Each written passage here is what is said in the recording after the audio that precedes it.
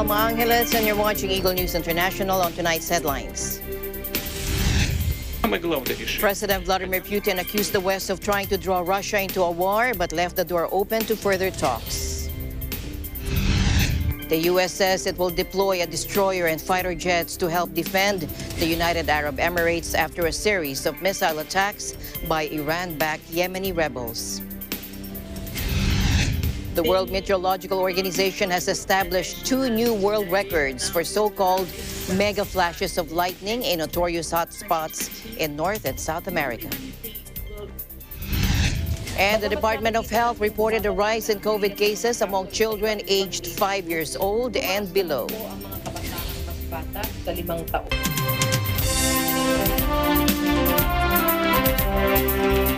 First, here in the country, the Department of Health on Wednesday reported a rise in COVID cases among children aged 5 years old and below. Here's USEC Maria Rosario Vergere from the Department of Health. Bagamat nakikita nating bumababa na ang bilang ng mga kaso sa iba't ibang age groups, tumaas naman po ang mga kabataang mas bata sa 5 taon gulang kung ikukumpara po nung tayo ay nagkaroon ng Delta situation. Kung titignan po natin ang graph na ito, pinapakita po in general, may pagbaba sa kaso ng COVID-19 sa mga 60 years old at pataas. Nagkaroon lamang po ito ng kaunting increase ngayong January. Sa kabilang banda, makikita na nagkaroon ng pagtaas sa kaso ng COVID sa ating pediatric age group kung ikukumpara po natin ito noong Setyembre na meron tayong Delta experience. Lumalabas na may pagbaba sa proportion ng mga kaso ng COVID-19 sa 12 to 17 years old, pero may pagtaas naman po ng proportion ng mga kaso sa 5 taon gulang at pataas. Mula po sa average na 35%, tumaas ito ng bahagya sa 37% nitong Enero. Gayunpaman, hindi po tayo dapat mangamba dahil patuloy po ang kagawaran ng kalusugan sa paggawa at pagpapatupad ng mga measures at protocols upang mapigilan pa natin ang paglaganap ng virus at upang masigurong protektado ang ating mga mamamayan. Kabilang na rito ang pagbabakuna sa ating mga nakakabatang populasyon. Now, she then urged parents and guardians to get their children inoculated as soon as possible. Children aged 5 to 11 years old may start getting their COVID vaccine on February 4. As the DOH rolls out the inoculation in pilot vaccination sites in Metro Manila, she also emphasized the absence of data suggesting vaccines causes death. Let's listen in again. Lahat po ng mga bakunang hatid ng gobyerno ay garantisadong ligtas at epektibo para sa proteksyon ng ating mga anak. Pinapaalalahanan po natin ang mga magulang na hindi po kailangan mangamba dahil ang mga adverse events following immunization or AEFIs ay rare at batay rin sa kasalukuyang global data. Sa 8.1 million vaccinated children, 11 lamang po ang verified cases ng myocarditis. This is 0.00013% of the total vaccinated children. Napakaliit na porsyento po ito, napaka-rare pong mangyari. Gayun din, walang datos ang nagsasabing maaring maging sanhi ng pagkamatay ang bakuna.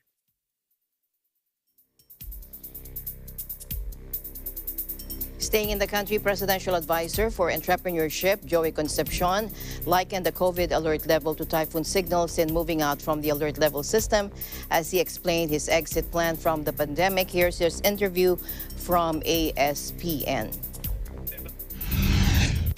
Do we have a typhoon signal raised every day in our country? We don't, right? It is only when we have a typhoon that is coming in do we either put it to signal number 1 or number 2 or number 3. But in our case, if we feel that the cases are going down, and it is going down, and that things would be relatively safe, there is never going to be a perfect situation with for as long as COVID still is lurking around. So we should open up. Now, and what do we mean by no alert level? In other words, your basic minimum protocols, no? Wearing a face mask, so level of social distancing, all of that, no, that we are doing now, that we have learned to do. If we feel bad, let us not go to work, let us stay home, and check if we are sick. No? And if we're sick, then we get well at home. So people will voluntarily quarantine themselves, no? And the companies will understand that as well, no? So that is what I mean by getting rid of the alert level, no? Because if there is no threat and Omicron is going down and there's no variant, then why put even an alert level 1? Allow all to open, allow the coliseums to open, allow the concerts to start. But again, you practice the minimum health protocols. If social distancing is one of them, then so be it. Allow social distancing and set the parameters for that. No? So when we say we don't need the alert level, we don't need it when the cases go down. So you set that aside. What you adopt are your minimum health protocols. So it's like a typhoon. We're not going to raise a typhoon if there's no typhoon. So we raise it up when there is something. So we cannot live with alert level 1 as the bare minimum. Para tayong we naman 22 months, hindi pa tayo, we don't know how to live with this threat. Now, yes, there could be always a new variant that will come out. Nobody will say that. But let's look at the more optimistic side. Let us not set up an alert level 1 just to prevent that new variant from coming in. Omicron, we could never stop, no? Not even locking the borders stopped the Omicron from coming in. So it hit us, no? And we just survived it. So I think that is how to learn, no? To live with this virus. And what is at stake right now is the economy. And let's face it, no? We're not as rich as America and other European countries. We have borrowed so much money to fund all of these health initiatives and vaccines to testing kits, and that's trillions. You will never get a return on that. What you prevent is people from dying, basically, and keeping them healthy in the country. Meanwhile, Concepcion also highlighted the critical role of COVID vaccines, including booster shots, to provide protection for Filipinos against COVID. He added the private sector is doing its part on vaccination campaigns by also inoculating workers and their household members and by also giving them booster shots.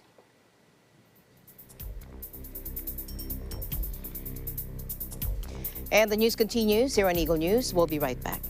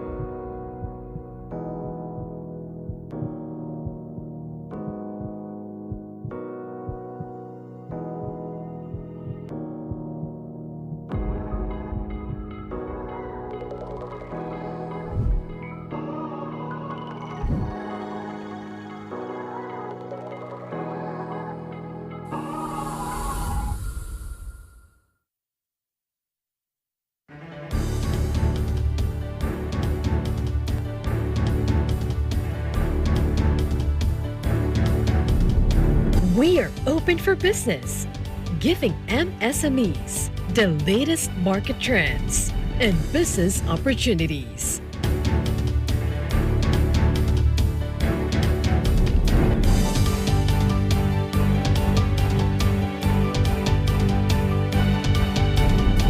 Open for business, only on Net 25.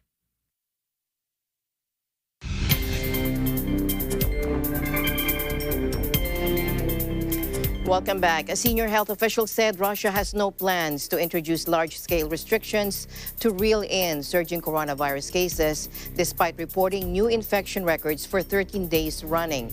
Moscow has been hesitant throughout the pandemic to introduce any restrictions that could hurt the embattled economy.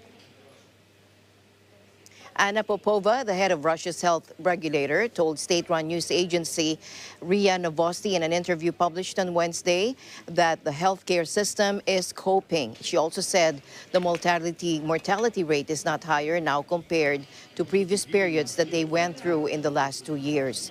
Officials in Moscow instituted a strict but brief lockdown at the start of the pandemic in March 2020, but have since largely allowed regions to implement their own measures to avoid case surges. Officials reported a record 141,883 new cases over the last 24 hours today, a dramatic increase from 2 weeks ago when 33,899 new cases were reported on January 19.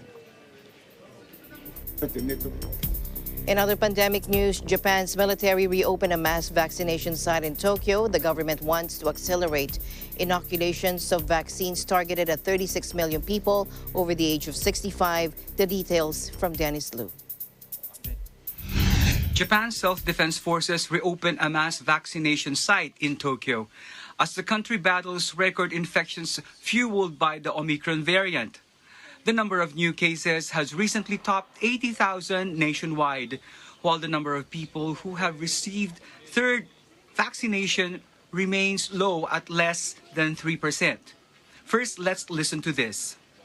感染力が高いと聞いているので、ちょっとすぐかかってしまう恐れがあるというので、ちょっと3回目が早くできたので非常に安心しています。基本的には自宅にこもりっきりになっていたので、感染が怖かったものですから、なので3回目が打てて、少しは状況が改善するんではないかと考えております。あるめっちゃある。毎日感染者数調べてネットで見てるから、それ多いよね。3回目接種をすることで感染率、それから入院率、重症化率、やはり低下させることが一定の割合でできると考えていますので、私たちも3回目接種を希望される方に安全に提供できる体制を整えることで少しでも感染を抑えるための役割を担えればというふうに考えています。The center, however, is unlikely to contribute drastically to accelerating the pace of inoculations. Capacity is initially limited to 720 slots per day, much fewer than the 10,000 available at the same venue from May to November last year. On top of that, there's an elevator in the aging facility that's out of order and that's reducing available space to one floor. Prime Minister Fumio Kishida visited the center today.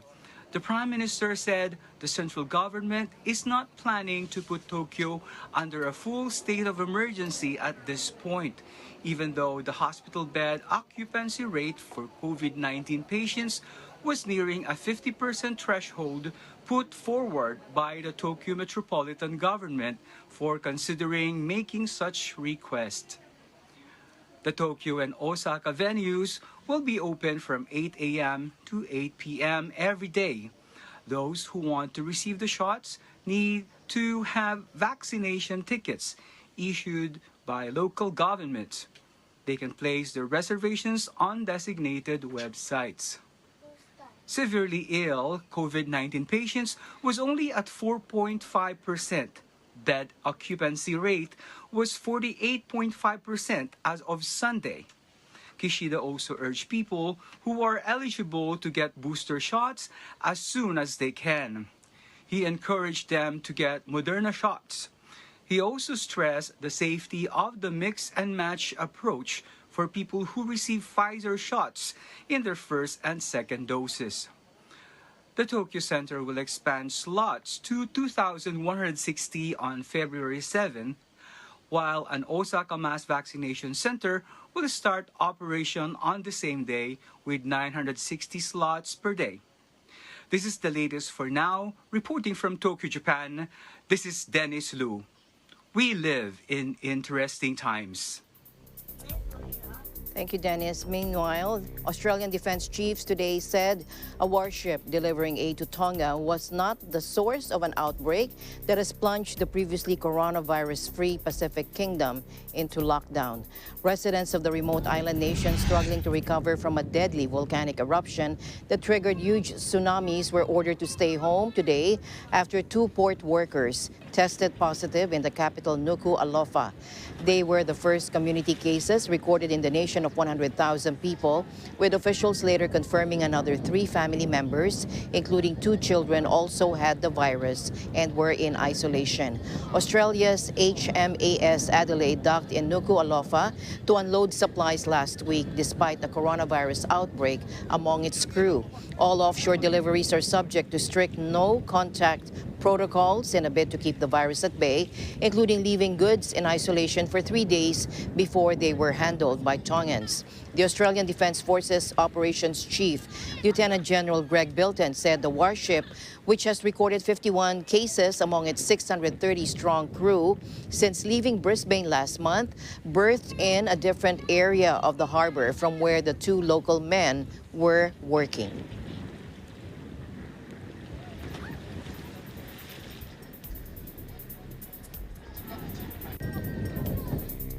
In other news, diplomatic efforts are set to continue on the Ukraine crisis after President Vladimir Putin accused the West of trying to draw Russia into a war. In his first major remarks on the Ukraine crisis in weeks, President Putin accused the West of ignoring Russia's demands and suggested Washington was using Ukraine as an instrument to potentially draw Moscow into a conflict. Take a look. Самое главное, их задача – сдерживание развития России. Вот в чем дело. В этом смысле сама Украина – это просто инструмент достижения этой цели. Это можно сделать разными путями. Втянув нас в какой-то вооруженный конфликт, мы не увидели адекватного учета 3 наших ключевых требований, касающихся недопущения расширения НАТО, отказа от размещения ударных систем вооружений вблизи российских границ, а также возврата военной инфраструктуры блока в Европе к состоянию 1997 года, когда был подписан. Представим себе, что Украина является членом НАТО. И напичкана оружием, стоят современные ударные системы, так же, как в Польше и в Румынии. Кто помешает? И начинает операции в Крыму. Сейчас не говорю даже про Донбасс. Это суверенная российская территория. Представим, что Украина страна НАТО и начинает эти военные операции. Нам что, воевать с блоком НАТО? Ну, кто-нибудь об этом хоть что-нибудь подумал? Похоже, что нет. Ну, надеюсь, что мы в конце концов найдем это решение. Хотя оно непростое, мы отдаем себе в это. Meanwhile, images published by the Russian Defense Ministry showed units of the Russian armed forces together with units of the armed forces of Belarus practicing various techniques and methods of combat operations in uniform combat formations before the drills.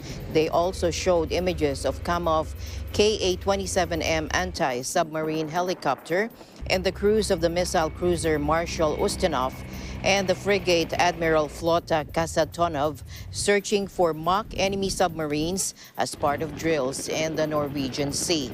Recent weeks have seen a flurry of diplomacy to avert a feared Russian invasion of Ukraine after Moscow amassed tens of thousands of troops on the pro-Western country's borders.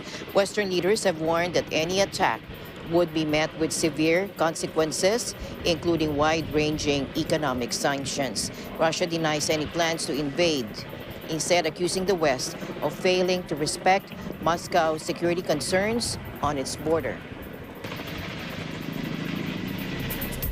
Meanwhile, U.S. Secretary of State Antony Blinken and Russian Foreign Minister Sergei Lavrov held a phone call on Tuesday, with Lavrov saying afterwards that Washington had agreed to further discussions. Take a look. Мы будем настаивать на честном разговоре и на честном объяснении, почему свои обязательства Запад выполнять не хочет или хочет выполнять их исключительно выборочно в свою пользу. Тони Блинкен согласился, что здесь есть предмет для дальнейшего разговора. Посмотрим, как пойдут дела.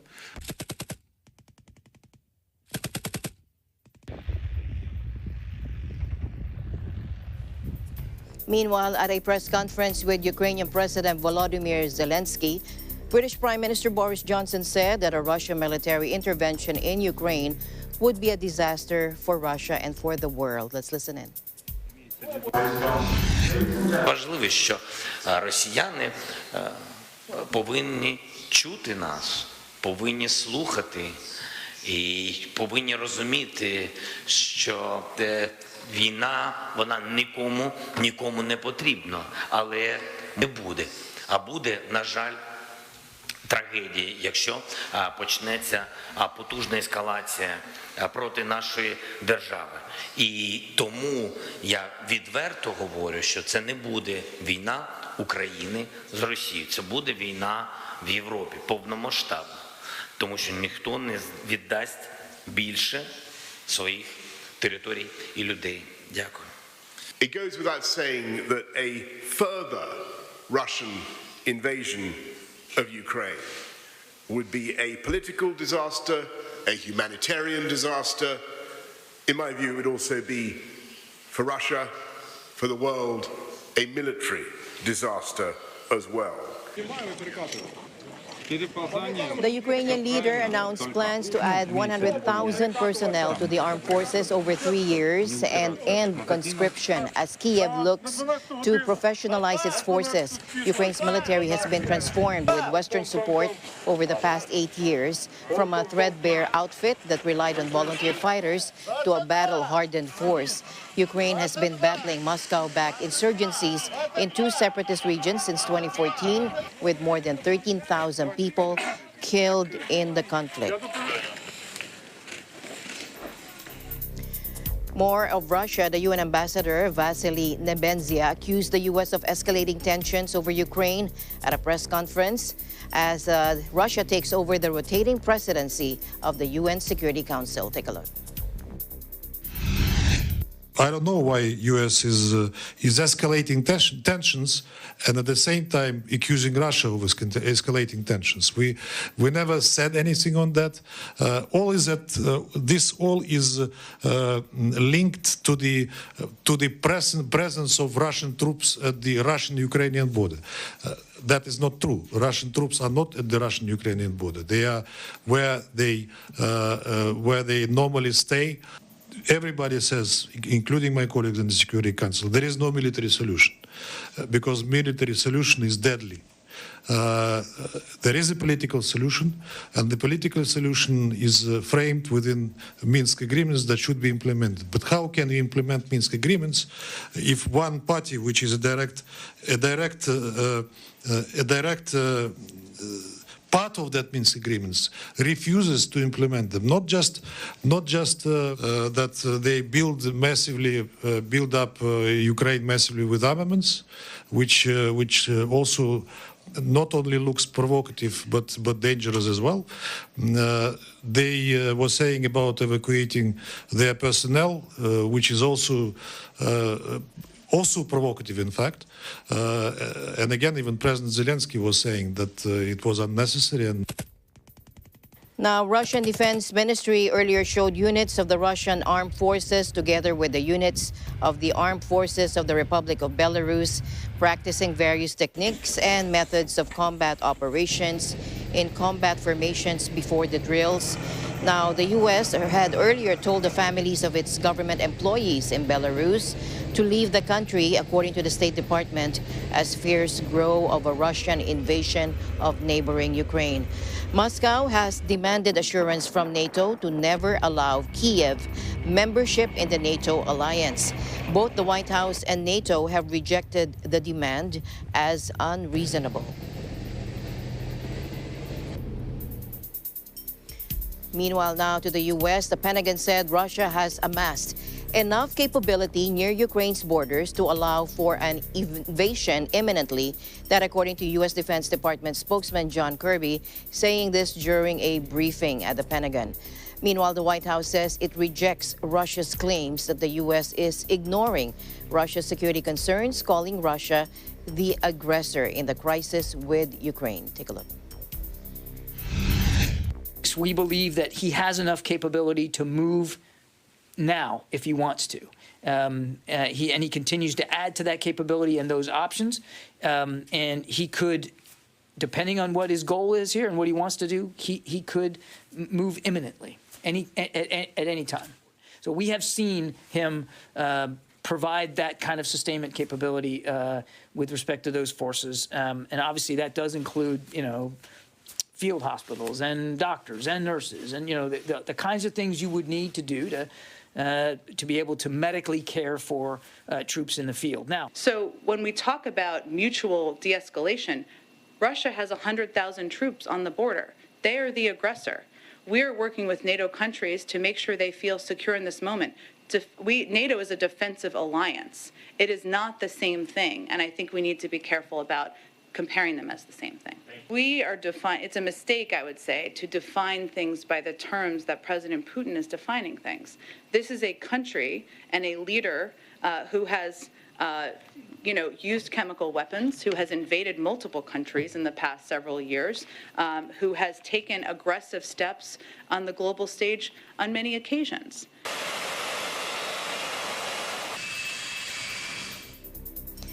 In other news, the U.S. will deploy a guided missile destroyer and state-of-the-art fighter jets to help defend the United Arab Emirates after a series of missile attacks by Yemeni rebels.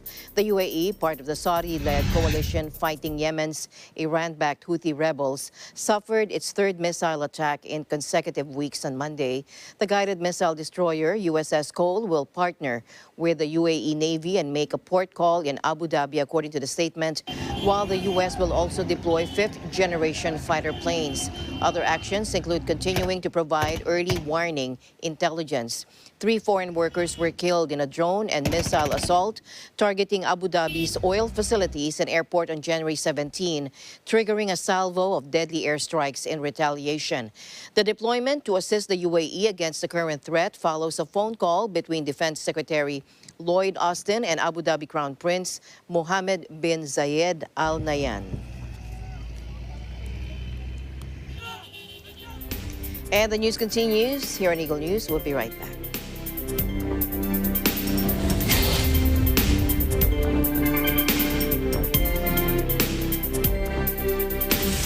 Alam namin ang iyong pagsisikap. Dama namin ang iyong mga sakripisyo. Kita namin ang pagharap mo sa bawat pagsubok. Kaya sa kabila ng mga hamon ng buhay, nandito kami para umalalay.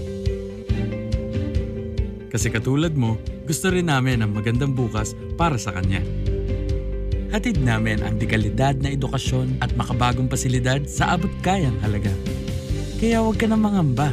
Sasamahan ka namin tuparin ang mga pangarap niya.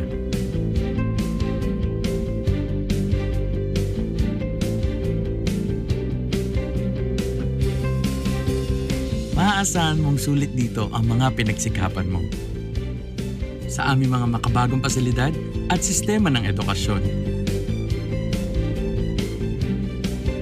Mailalabas natin ang aking talino at mga kakayahan niya. Kahit sa munting halaga, makakasiguro ka na makakasabay siya sa mabilis na pag-ikot ng mundo. Sa New Era, karamay mo kami sa bawat hamon. Kaagapay mo kami sa bawat hakbang. Kasama mo kami sa bawat ngiti at tagumpay.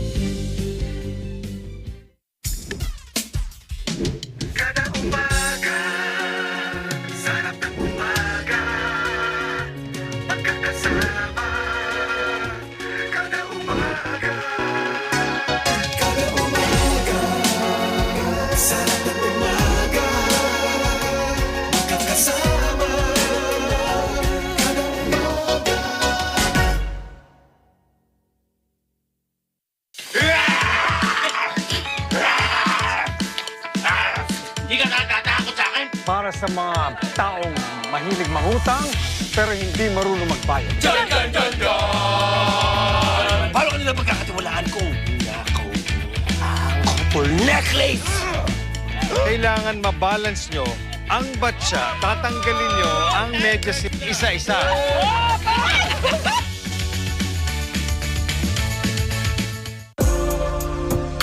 Pwede ba kita makalay na ito? Makasama lang kita kahit pa na magdala. Kahit saan na mapunta, we can have long walk. Kahit na anong hiling mo. This is Clarence Robinson from Binyan, Laguna. And please, catch me on Letters and Music, on air and online, this coming Sunday, February 6, 1 to 2 p.m. only here in Net 25. See ya!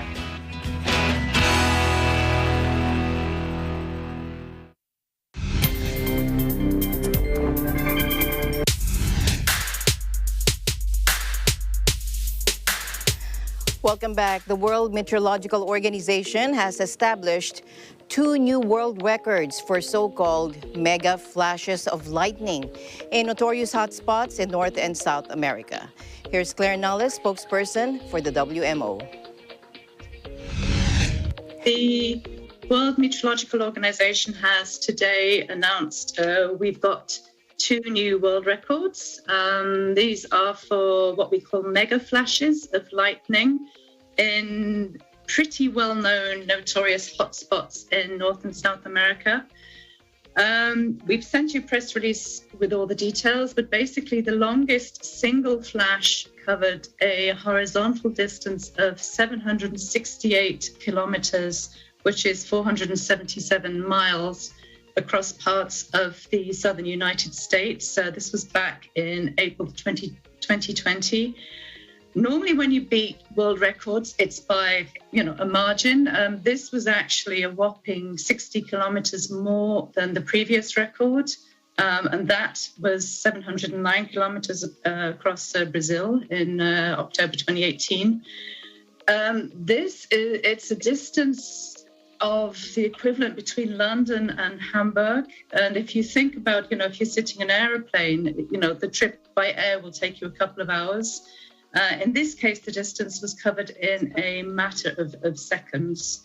The second record is the greatest duration for a single lightning flash, and that was 17.1 seconds.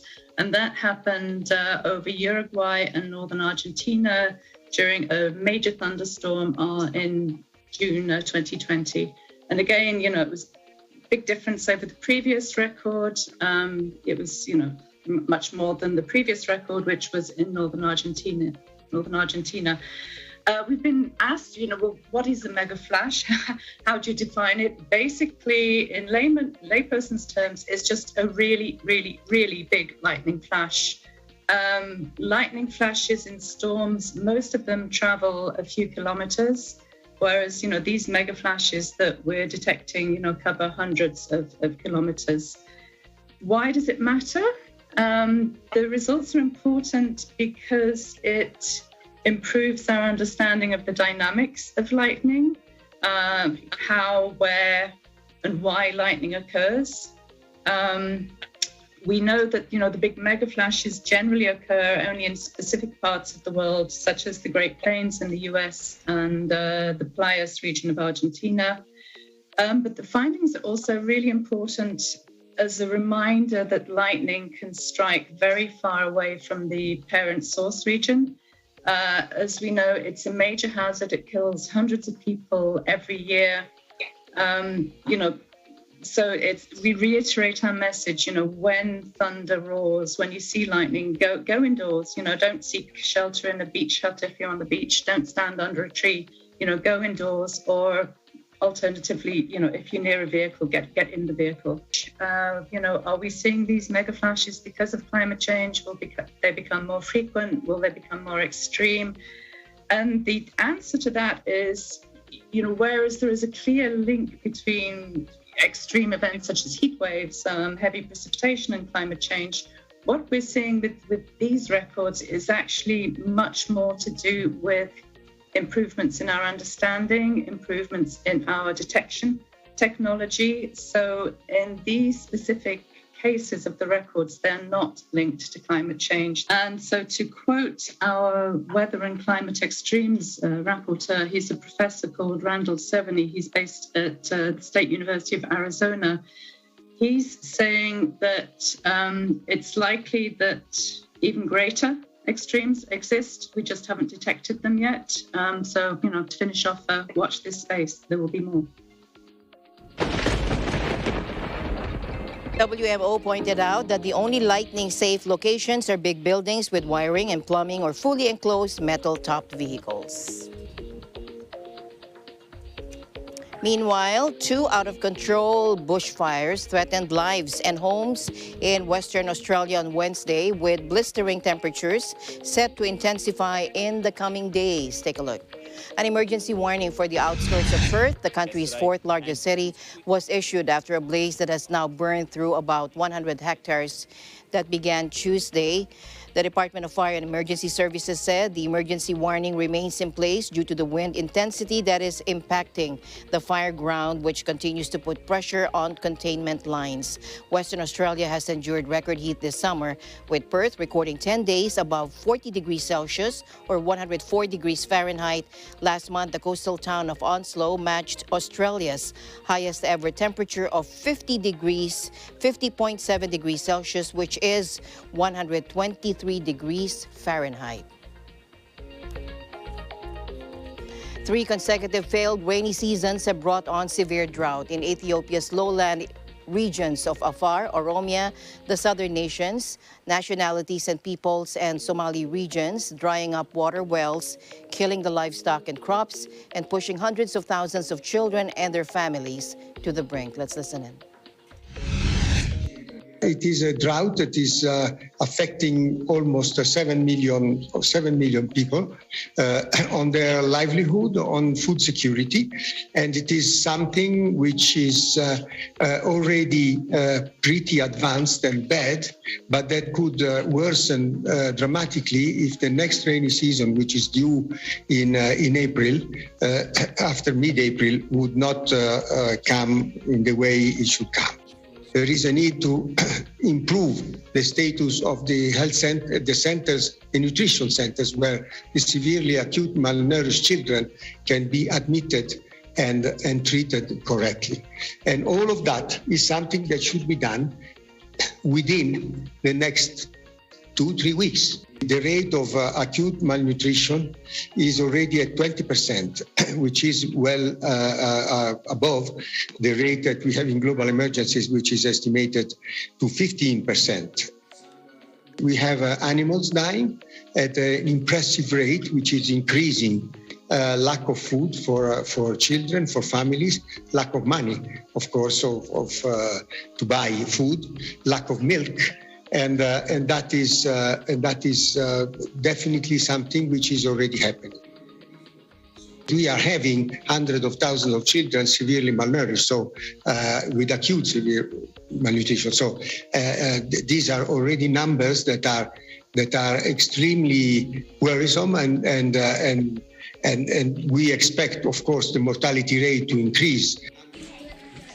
Projected that this year, an estimated 850,000 children will be severely malnourished across the 4 regions due to multiple causes, mainly conflict, drought, and economic downturn.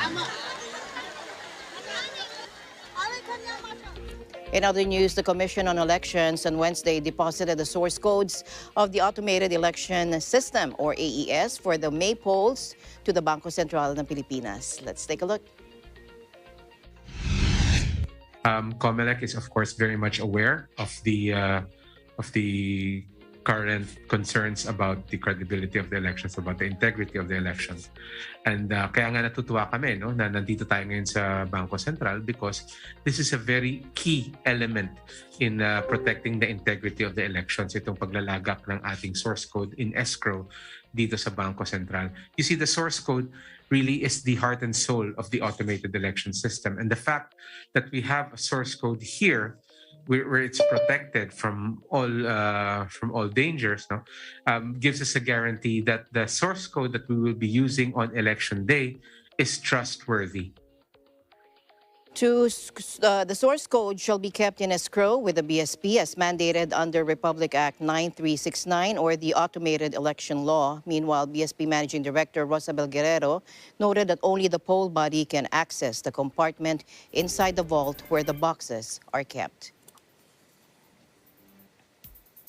In other news, 2 campus police officers were shot and killed at a college in the U.S. state of Virginia, while 1 student was killed and another wounded in a shooting at a school in Minnesota the same day. Take a look. 2 agents, a campus law enforcement officer and a campus safety officer, were shot before the suspect fled the scene at the college in Virginia. That, according to Virginia State Police in a statement on Twitter, multiple law enforcement agencies arrived on the campus of Bridgewater College around 1:20 p.m. local time in response to active shooter reports. According to the same statement, the suspect, a 27-year-old man named Alexander Wyatt Campbell, was later apprehended, adding the police said that he had a non-life-threatening gunshot wound. Police also said it was not yet clear if he had been shot by police or if the wound was self-inflicted. He has already been charged with murder. The town of Bridgewater, about 2.5 hours south of the U.S. capital of Washington, and where Bridgewater College is located, sent out an alert around 1:30 p.m. warning of an active shooter situation. The school issued an all-clear notice on its website around 4:30 p.m. Virginia Governor Glenn Youngkin tweeted that the shooter is in custody and state and local police are on the scene. The shooting in Minnesota occurred in the town of Richfield, just outside of Minneapolis, around noon, leaving 1 student dead and another wounded. The attackers opened fire on the students on a sidewalk outside the South Education Center before speeding away in a car. That, according to Richfield Police Chief Jay Henthorn. Now, according to the Star Tribune newspaper, 2 suspects were later arrested, noting that friends of the victim had identified the slain student as Jamari Rice, who some local journalists said was the son of Black Lives Matter activist Cortez Rice.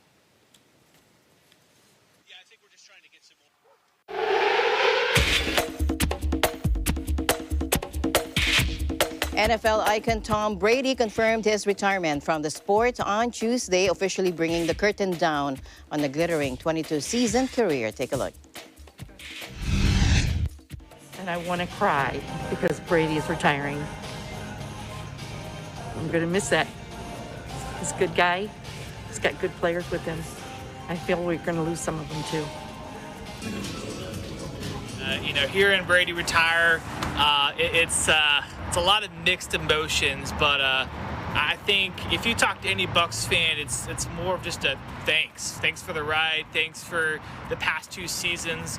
I think he left on top. Not the ending we all hoped for this season, but I appreciate everything that you brought, Tom, and I hope that character, that spirit carries on for the next chapter for Bucs Nation. Thanks, Tom. I think I speak for everyone in Tampa Bay when I say that we are heartbroken over the news of the retirement of the GOAT. We do owe Tom Brady a huge debt of gratitude. He did so much for our community. First Super Bowl in our own backyard. The 44-year-old Tampa Bay Buccaneers superstar, widely regarded as the greatest quarterback in history, made the announcement in a post on Instagram. Brady, winner of a record 7 Super Bowls, said he was quitting after deciding he could no longer make the competitive commitment to continue. Brady set NFL career passing records with 7,263 completions on 11,317 attempts for 84,520 yards and 624 touchdowns. The bulk of his career was spent with the New England Patriots, where he won 6 Super Bowls in tandem with the head coach Bill Belichick. Brady's career was studded with milestones and records that may never be beaten. He is the oldest player to play in and win a Super Bowl. And finally, in our news, the Beijing Winter Olympics torch relay began its truncated journey to Friday's opening ceremony as China tries to move on from the diplomatic boycotts and COVID fears that have dogged the build-up to the Games. Take a look. The sport starts later Wednesday with curling, 2 days before the official opening of an Olympics overshadowed by controversies ranging from rights concerns to feng shui and warnings about snooping by the Chinese government. Adopting the catchphrase "Together for a Shared Future," China, its ruling Communist Party, and the International Olympic Committee hope all the rancor will be forgotten once the Games get into full swing. The highly infectious Omicron variant presents a new challenge, both to the Games and the country, putting already jittery authorities further on edge. Cases in Beijing have been ticking upwards, albeit from a low base number. Organizers say they expect cases in the bubble. Nearly 250 have already been recorded, but their goal is to keep the spread to a minimum. They hope the bubble will be impregnable, keeping the nearly 3,000 athletes together, with tens of thousands of support staff, volunteers, and media cut off from the outside world. China barred overseas spectators because of the pandemic, but there will be a limited number of spectators, and organizers say the venues could be up to 50% full. American ski ace Michaela Schifrin is chasing a third slalom gold, while Japan's Yuzuru Hanyu is looking to make it a hat trick of figure skating Olympic titles. And there will be huge interest in Chloe Kim, the American snowboarder who melted hearts when she won gold, age 17, at the Pyeongchang Olympics in 2018, while Eileen Gu looks like being the face of the Games. The 18-year-old grade A student born and raised in California switched from the U.S. to represent China and is hot favorite in freestyle skiing. And as always, I'll end the day on a thoughtful note. Our ability to look back and smile at our past is proof that God's plan is to keep us moving forward. This has been Eagle News International. I'm Alma Angeles. Stay alert and stay informed because we live in interesting times. Good night.